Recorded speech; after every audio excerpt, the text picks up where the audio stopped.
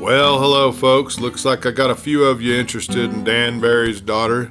I see that there's a few more of you tonight, and that's a good thing. But tonight I'm going to read you chapters 4 through 6. So come on down. You know, you've been here before. You find you a seat around this fire and get something in your coffee mug and get some popcorn, or there's some of them cowboy caramels going around. Sit next to a friend. I'll tell a story. I'll tell you Dan Barry's Daughter by Max Brand. We're starting in on chapter 4 tonight. Moon Mad.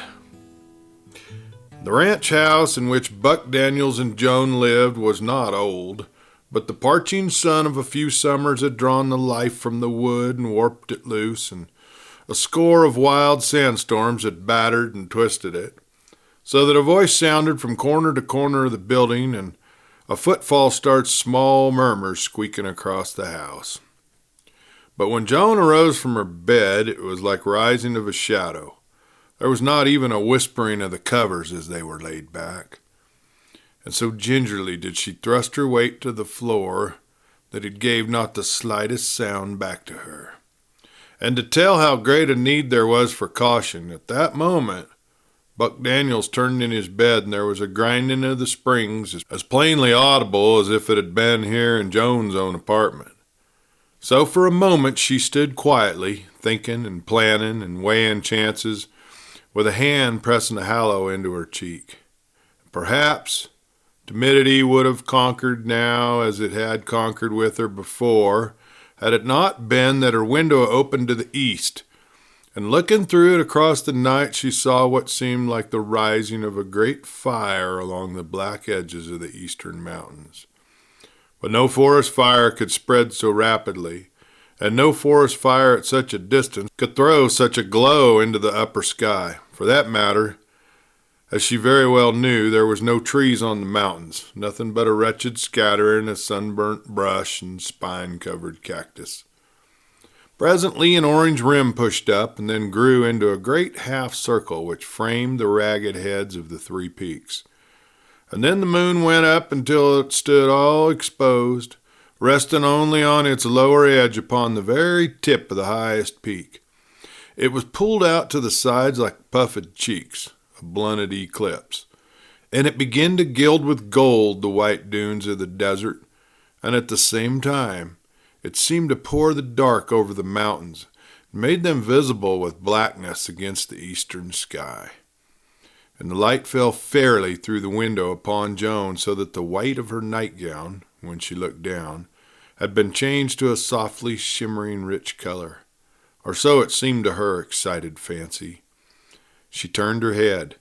She could see the familiar bureau in the corner and the sheen of the glass above it, and beyond was the chair, and there was the table beside her bed, with a misshapen heap of books upon it.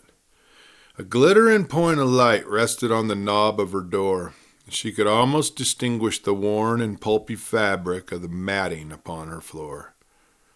And all the dreary sense of poverty and dullness, all the weight of monotonous years in which every day was like its fellow, rolled suddenly upon Joan and made a sigh swell in her throat. She could not stay. Something was whipping her out. The moon was lifted momently high and higher in the sky, and now it lost all sense of weight. It was floating on nothingness and pouring down bright and brighter light. At least it gave her light enough for dressing, and when she was dressed, and every move now swift and noiseless, she drifted across the room to the bureau, picked up the hand mirror.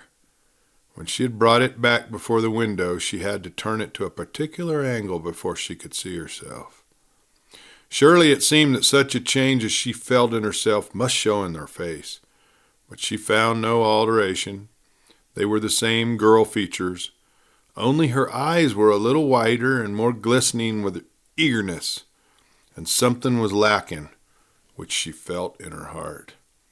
She took the long, soft, thick masses of her hair, but instead of twining it swiftly into the usual braids, she began to work it high upon her head. It required an infinite number of pins before it would hold, but when she looked again, Joan caught her breath. Instinct had told her surely what to do.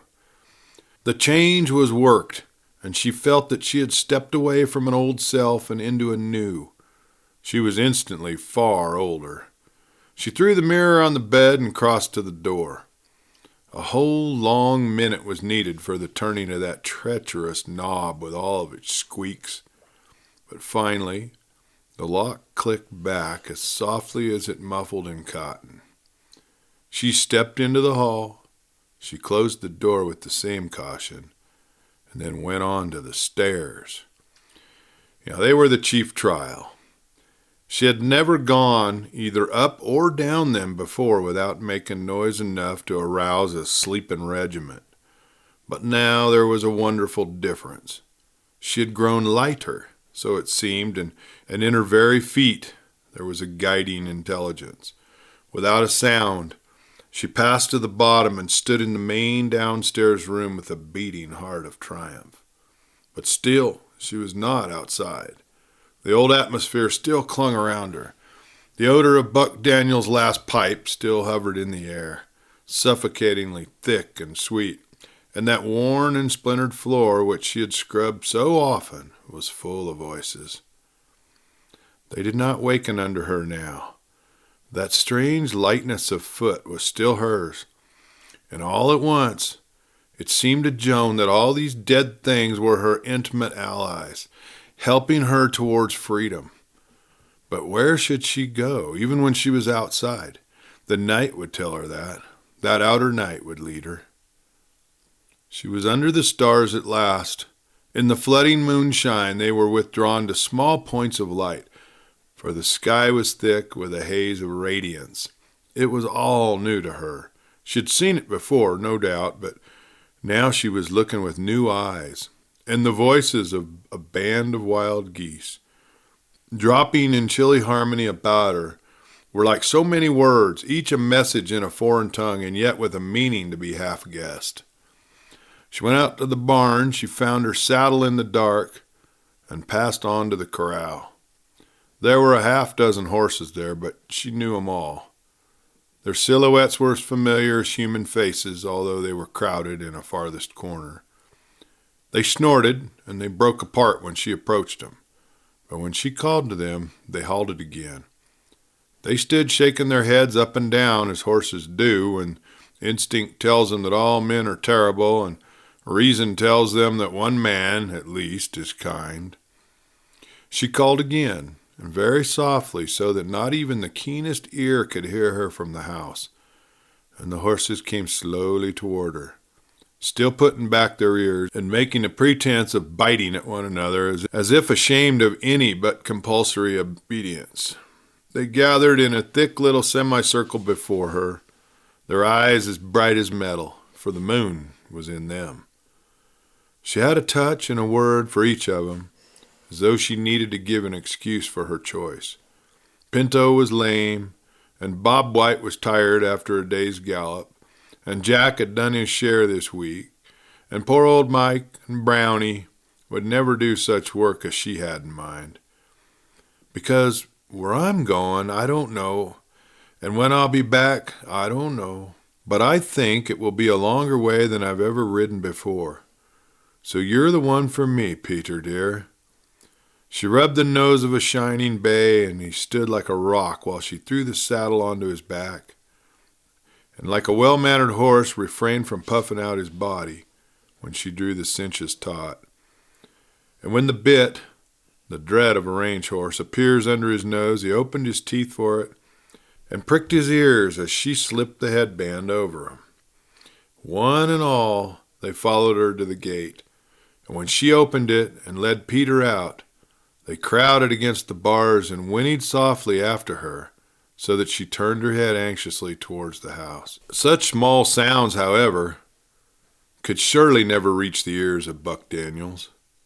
But when she swung into the saddle, and she kept the high spirits of Peter in check and made him walk that first 100 yards, it was not until she was fairly assured that the distance and the soft going would muffle the beating of his hoofs that she loosed the reins, and Peter sprang away at full speed. Oh, the wind of that wild gallop in her face, and the fences pouring past her as she rode south and south. It seemed to Joan for a while that this was all she wanted. When she jumped Peter over a gate and glancing up saw the stars blurred above her, she was doubly sure that this was goal enough for her journey. After all, even Peter, in spite of his slender legs made for speed and a great heart of courage, could not race all the night. And when she drew him to a walk, she heard them again, the far-off calling of the wild geese flying north. She stopped the good horse and she listened, and there was the sound of his breathing and the faint squeaking of leather as his heaving sides pressed against the cinches. But the crying of the wild geese was very clear overhead, and the strange melancholy and the strange restlessness grew stronger than ever. She thought back to her talk with Buck Daniels. After all, what she had been able to explain to him had been very little of what was big in her heart. It seemed to her that if her mother, who had died 10 years before, had been living now, it would have been easier to tell her what she meant. But even of that she was in doubt. The more clearly she recalled the soft blue eyes and the gentle face of that mother, the more certain she was that there would have been no confidant. No, even her horse knew more. A wedge of the geese streamed black across the face of the moon, and Peter looked up to them with pricking ears. What was going on inside that wise head of his? She felt that she would have given a treasure to know. There was a rattle of a singletrees not far off, and a swift drumming of hooves. The road was not far behind her, and on this night she wished to be far away from roads. The deeper into the wilderness which she could pass would be the better. So she sent Peter away at that matchless gallop, jumped another fence, and was on the very verge of a swale which would shut out all sound from the road when she heard what had thrilled her once before that evening. The high, light laughter of a girl. It was almost inaudible, but even through the distance it trailed like a hand across her heart. She stopped Peter with a gasping sound and listened. There it came again, beautiful as music over water, and fading until it went out. Something had unlocked the soul of that unknown girl and let that laughter out. But the door was still closed in Joan. Indeed, could it ever be opened? She looked down the hollow to the twisting line of cottonwoods which ran near that dry creek, and beyond the treetops rolled the moon-whitened dunes, crisply cut against the far shadow of the mountains. Once more the shower of melodious dissonance came dropping from the wild geese in the heart of the sky, and for a strange instant it almost seemed to Joan that that laughter of the girl was falling again out of the deep bosom of the heavens. Somewhere in that great world there was a secret of happiness, and those voices which she had heard traveling down the road, might not they be all bound toward it? She turned Peter and headed him back at the gallop. Chapter 5. The Venturesome Moth. She had ridden 3 miles to the west when she came suddenly on the place. For as Peter carried her over the top of a dune, she saw the schoolhouse below her with the light pouring out every window. There were dozens of horses and buckboards tethered near the building, and as dance started at this moment, she heard not only the music, but even the whisper of the many feet across the floor. So plainly did sound travel through that desert night. It acted strangely upon Joan. She knew that this was the place that she sought. She knew it as plainly as if a door had closed upon her and shut her into the midst of happiness. And yet, at the same time, she was frightened. She could not have kept away from the place any more than if she had been a moth fluttering near a flame. And yet she felt a dread as of fire itself. She skirted to the side until she reached a little forest of cactus and cedar scrub, tall enough to conceal her horse, and there she left Peter with the reins thrown and a reassuring pat on his nose. Starting on again, she became as cautious as when she had stolen about in the ranch house this night, in dread of waking Buck Daniels. And there was need of care, for here and there about the schoolhouse couples were strolling who had danced their fill for the time being, and every couple was a man and a woman. The heart of Joan beat strangely as she watched them. They walked very near to each other, their heads were close together. They paused often, and raising their faces in unison, looked up to the moon. It had floated well up in the heavens now, and it looked like a buckler of priceless silver. Around it was spread a halo of color, a rainbow of fantastic delicacy. Indeed, it was worth looking at, that moon, but Joan, crouched behind a rock and watching with the intentness of a wild cat, studied the faces of two who paused just before her to stare at the sky. And certainly it appeared to her that she had never seen a more foolish expression. Their lips were parted a little, and their hands were clasped. He, a gaunt fella, bowed with old and labor even at 30 years, and she, a big-handed from work, and her face parched from thin, and her face parched and thin from the lack of happiness. What were they murmuring? I love you, Margie, dear. Oh, Bill, I love you, too. They turned away slowly and escaped another pair that was coming up. Love, murmured Joan to herself with magnificent scorn. What stupid things are they? She tried to tell herself that. She was losing all desire to be inside that schoolroom with its music and its dancers. And yet something held her with a small, sure thread. Here was another couple. At least they were not gaping at the moon. The girl was so pretty that it made Joan smile with pleasure to see her. And then with a piercing eye she examined the dress of her. There was a peculiar magic in it. It was only a simple pink frock, but it fluffed around the body of the girl like a clinging bit of sun-tinted cloud. One half expected to look through the mist of the outline of the graceful body, and yet there was nothing immodest.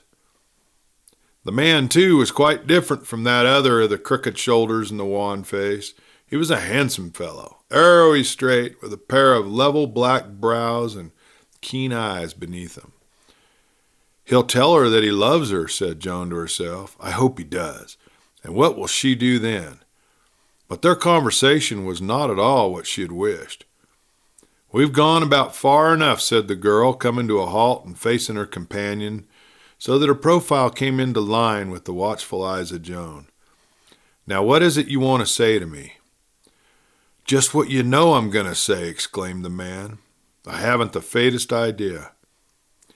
You have, though. You've broken your promise again. What promise? That you'd stop flirting. John Gaynor, besides, I don't know what you mean. You do, though. Well, will you explain? Well, there's a chick Montague been following you all evening like your shadow. You danced with him twice, and he looked plumb foolish while he was dancing. Are you jealous again? Jealous? Of course not. I just want to keep you from being talked about. Well, don't worry about me. I say, Nell, you've got to stop. What'll make me, when I'm doing nothing wrong? Do you call it nothing wrong when you make every man you dance with figure that you're tired of me and mighty glad that you've rid of me for a while at least? I never said that in my life. Well, not in many words, but words ain't the only thing that's counting. There's a way you got of looking down and looking up sudden and bright at a gent that knocks 'em flat, and you know it as well as I do.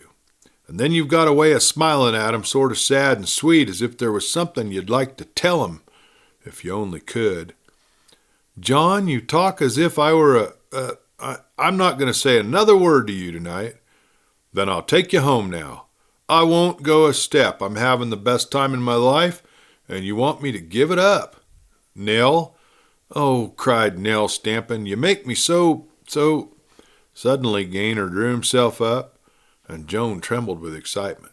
She wanted to go out and take his arm and say, oh, don't speak so quickly. She's meant to do no wrong. But of course, she could only stay there where she was and shiver with apprehension as Gaynor said coldly, if you're tired of me, I ain't gonna bother you no more, Nell. But we got to have a showdown right here and now." What would Nell do now, Joan wondered. What defiance would spring out of her pride? But she was astonished to see Nell throw out her hands in an appealing gesture. "Oh, you're just trying to break my heart," and she sobbed. "Oh, Nell," cried the man softly. "Oh, honey, I'd go through fire to make you happy. Don't you know that?" And quite regardless of whoever might be looking, he caught Nell up in his arms. It was such an unexpected ending to that little drama that Joan caught her breath, smiling and nodding in sympathy. She was so glad that the breach was healed that she wanted to run out and shake their hands and tell them how happy she was. "Well, stop crying, dear," Gaynor was saying. "I'm a brute the way I've been talking to you. I'd like to get down on my knees and beg your pardon. Please stop crying, Nell. I'll never talk about flirting again." And indeed, the whole body of Nell was shaking and quivering, but it was not with sobs.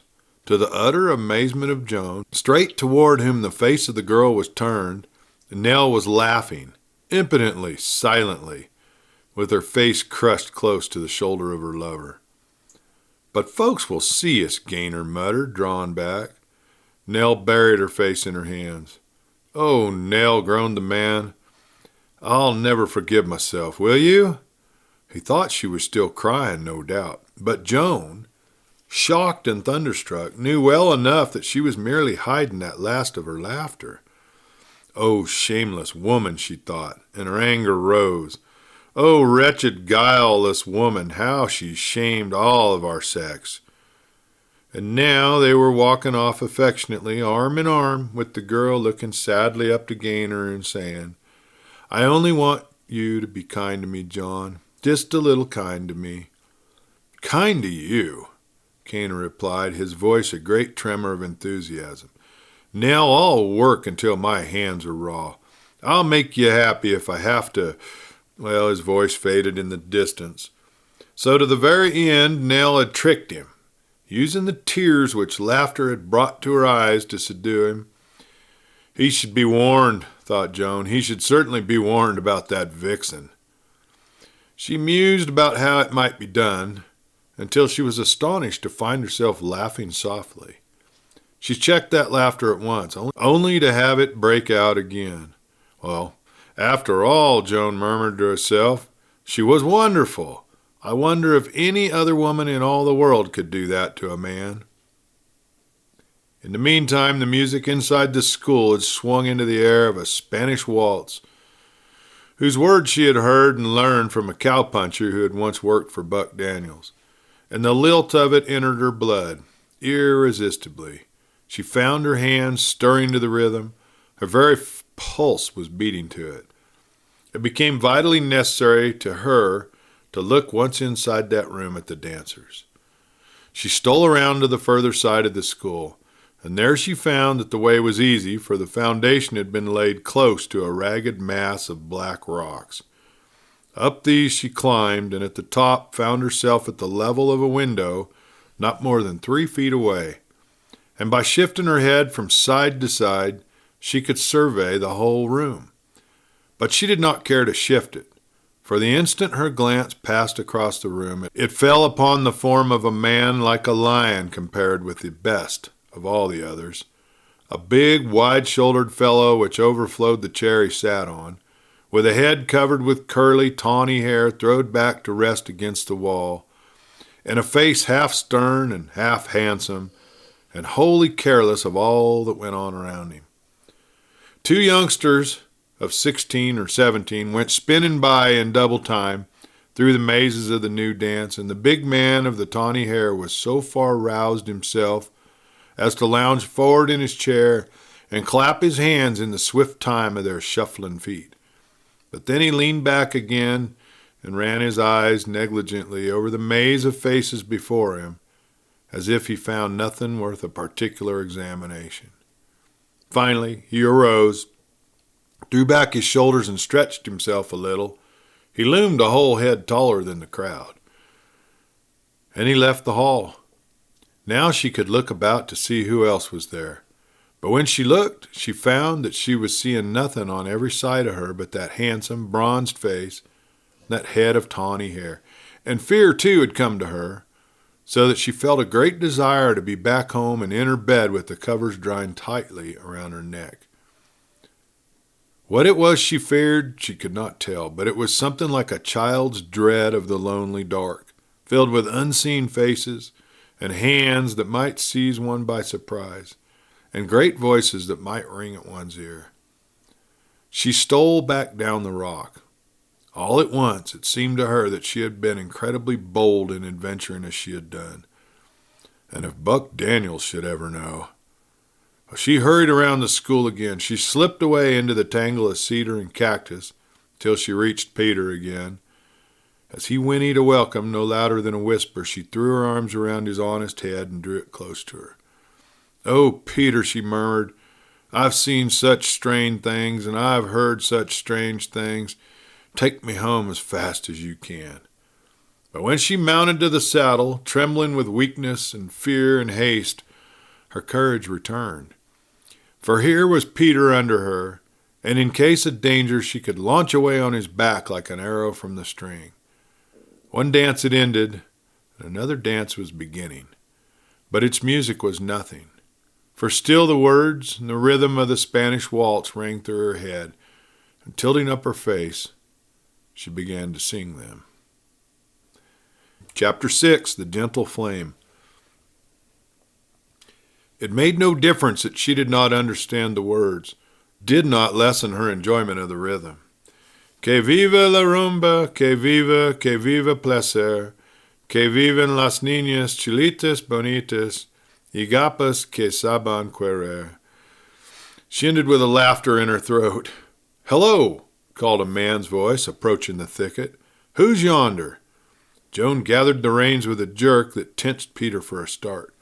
But instead of fleeing at once, she looked back and saw the figure of a big man striding across the clearing.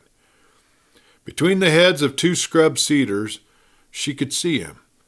And now he crossed a shaft of light which spilled out from a window, and she saw that it was the man of the tawny hair. Indeed, since he was carrying his sombrero in his hand, the light tangled and kindled for an instant in his hair before he stepped on into the next shadow. "Now, Peter," breathed Joan, "faster than you've ever run before." And yet she did not relax her pull on the reins. It was as if her conscience will prove to carry her away, and a stronger subconscious power kept her there and made her glance hastily around her. There was a labyrinth of passages twisting among the shrubs, made doubly baffling by the white light and the black shadows cast by the moon. And instead of fleeing, she reined Peter backwards into a thick circle of the cedars, sprang to the ground, and took shelter behind a big cactus. "Hello," called the voice of the man again. "Who's there?" "Why are you coming?" asked Joan, and her voice shook with excitement.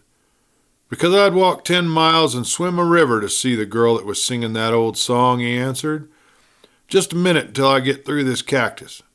This stuff is a lot like fish hooks." She slipped to the side. He must not come too close to Peter. And from a fresh covert, she called out softly, "Who are you?" "My name is Harry Gloucester. What is yours? Hello, where have you gone?" He had come out on the farthest side of the thicket. "Not far from you," she answered. He hurried towards her, and in the moonshine he appeared a giant. Back among the cedars she stole, that same ability to move like a soundless shadow which had been hers when she was leaving the ranch house. It was with her again. Then she stood fast in the deep shadows of a tall scrub and saw Gloucester blunder past her, sweeping the very spot where she had stood, but seeing nothing. It was as if she had been wrapped in some fabled cloak of darkness, and in her heart she wished that she would step out before him. If clever Nell were there, that was what she would have done. But Nell was dressed like a bit of sunset cloud, and Joan was clad in khaki. How could she let him see her, drab as that shadow in which she stood? And yet, it was hard to leave him also. She stepped to the other side of the cedar, peering through its branches, and saw him come running back, then stop in an open space. The moon struck full upon him. He was half laughing and half frowning. Such was his excitement that he still carried his hat in his hand, crushed to a shapeless mass in his fingers. "Where are you?" he cried again, guarding his voice that it might not penetrate farther than the little copse and to the ears of some strolling couples in the clearing behind the school. The wind increased at that moment, with a rustling and rushing among the branches, and Joan, pitching her voice far and thin, answered him. "Here," she called. He turned about face. "The devil," she heard him mutter. "She has wings," he added aloud. "I won't hunt for you if you don't want me to." "Do you promise that?" asked Joan. He faced sharply toward her again, appeared about to make a step in her direction, and checked himself. "I'll promise if I have to," said Harry Gloucester gloomily. "Then I'll stay a while," she answered. "But why have you come running in here?" "Well, you know better than I do." "Well, I haven't the least idea." "Well, why do birds sing in the spring?" "To call a—" She checked herself in confusion. "That's right," he laughed, "to call a mate. And when you said in that song that you understood love, the song may have said it, I did not. Your whole voice was full of it. Look, I know nothing about the tricks my voice may have been playing." He moved a half step closer. "Your promise," she cried. He retreated again with a sort of a groan, and Joan wondered at him. If she had been in his place, strong as a giant and free as the wind, would a single promise have held her back? She decided with a little shudder that it would not. And in the meantime, she was studying him intently. She knew very little about men. She'd seen cowpunchers on the ranch, of course, but Buck Daniels appeared to have a penchant for old and withered fellers who had lost interest in everything except their cigarettes and their stories of their youth. And everyone else she had met, with hardly an exception, had been merely in passing. 1,000 times, by hints and direct commands, Buck Daniels had ordered her to pay no attention to men, to young men, and she had obeyed. Sometimes, when it was necessary for her to go into town, she had felt eyes taking hold on her, and she had never looked back to meet those glances. It seemed to her now that she was seeing a man for the first time, and what a man he was. How he had stood forth in that schoolhouse dance hall among the crowd. There was power in a simple gesture to have crushed an ordinary man, she felt. And yet at the same time there was a gentleness in him, so that his promise could tie up all his strength. "I'll keep my promise," he was saying, "if you want to hold me to it, but it's sort of hard to talk to a tree this way." "Well, I don't see why," Joan murmured. "You can hear me, I can hear you." "It ain't the words that I mean," he insisted. "They're the least part of a talk." "Well, what is it made up of, then?" "Well, the way you turn your head, the way you lift your eyes, the way you smile or you frown, and the color of your hair is a pile more important than 100 words, the best words that ever come out of anyone's mouth." "Well, what color, then, is it?" she asked. He considered a moment. "The chief lights that I got to see you by," he confessed, "is that song that I heard you singing. And out of that I'd say that your hair is black, and your eyes are black, and your skin is sort of olive, and the color under it. Am I right?" She paused before she could answer. It had been a grievous blow for some foolish reason to hear him. Every stroke in the picture had been so utterly unlike the truth that it lay like a weight upon her. What she wanted to do was to step out and show him the truth. But something held her back. For if she showed him the truth, would he not turn his back on her?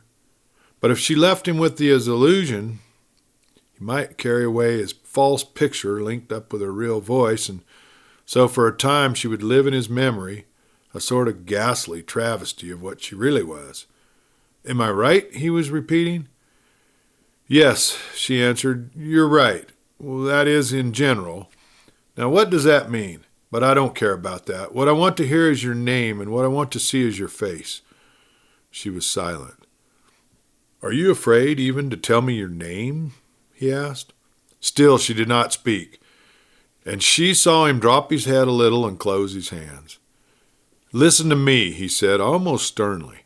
"If you've run away from your husband and gone gadding tonight, no matter what it is that makes you want to keep in secret, I'll keep that secret on my honor. But let me know enough so that I can find you again." She saw the picture in vivid colors. This big feller coming home to call on her, and Buck Daniels meeting him at the door.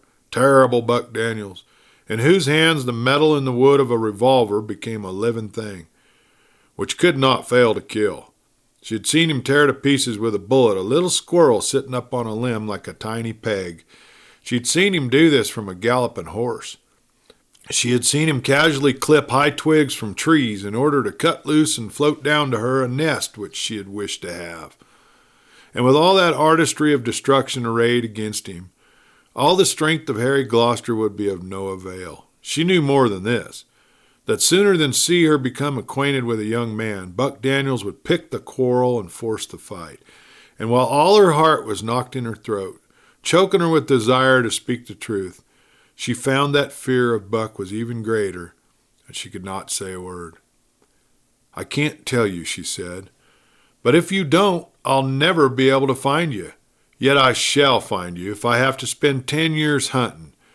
But good God, with only your voice to go on, will you change your mind?" "I cannot," she cried, half sobbing. "But you want to. By the Lord, I can feel it in your voice. No, no. Will you do one thing for me?" "All I can, with all my heart." "My God," cried the big man, "I'd give 10 years of my life for one look at you, but if I can't have that, will you sing that song again for me?" "Why?" "Because it's the only clue that I'm going to have, and it ain't much to give away." "I'll sing it then." Twice she tried the opening note, and twice her voice shook away to nothingness and failed her. But then the sound arose very soft and yet clear as a bell a-ringing. Que viva la rumba, que viva placer, que vivan las niñas chulitas bonitas, y gapas que saben querer. And as she sang, she began to move slowly back from behind the shrub, raising her voice in volume a little as she stole away, so that he might not guess that she was maneuvering. Why she should run away so suddenly she was not sure, but she felt a storm of emotions racking her. She was no longer sure of herself, and it was not Harry Gloucester she feared so much as she feared herself. And when that last note died away, she was only a step from Peter. It was not until that moment that Harry Gloucester seemed to realize that she was deserting him. She heard his voice crying out after her, and then she was lost in a blind panic which made her rush for Peter and sent her flying away on his back. The sound of his feet over rocks and sand and the panting breath he drew drowned any calling from behind. A moment later she was out of earshot, and looking back, she saw that she was unpursued. Well, there's Dan Barry's daughter. She's a little different than Dan. But she's got a little rascal in her, that's for sure. I think it's going to be a good story. Let's see what kind of trouble she can get in Mexico, right? Sounds like that's where she's heading. Okay, folks. It was nice talking to y'all tonight. Good seeing a few you haven't seen in a long time. That was good. Come into our store and buy some cowboy coffee, and by golly, get some of those cowboy toffees as well. Them are pretty good. It's around the holidays. You know how that goes. And I'll see you again real soon. We got lots of stories to share. And until I see you again, have a good time. Have a good time with your family and friends. This is Clay Steele. Good night.